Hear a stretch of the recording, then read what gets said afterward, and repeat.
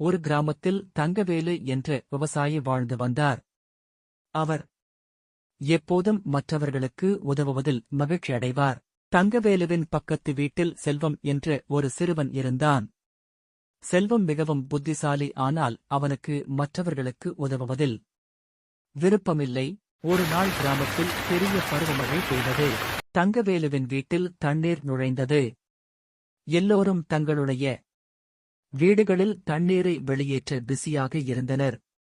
அப்போது தங்கவேலு தனது வீட்டில் இருந்த நீரை வெளியேற்றிக் கொண்டு மற்றவர்களுக்கும் உதவினார். அதை பார்த்து செல்வம் தங்கவேலுவின் செயலில் நெகிழ்ந்து, "தங்கவேலு மாமா, நீங்களும் நம்மையும் இப்படி சுறுசுறுப்பாக உதவுகிறீர்கள்?" என்று கேட்டான். தங்கவேலு சிரித்து, "செல்வா, நம்மை சுற்றி உள்ள அனைவரும் நம் சகோதரர்கள். அவர்கள் நலம்தான் நம்முடைய நலன். அன்பும் அறிவும் சேர்க்கும்போது நாம் எல்லோரும் மகிழ்ச்சியாக இருக்க முடியும்" என்றார். அந்த நொடியில் செல்வம் தங்கவேலுவின் வார்த்தைகளின் மகத்துவத்தை உணர்ந்து அவனும் பிறகு மற்றவர்களுக்கு உதவுவதில் ஆர்வம் காட்டினான்.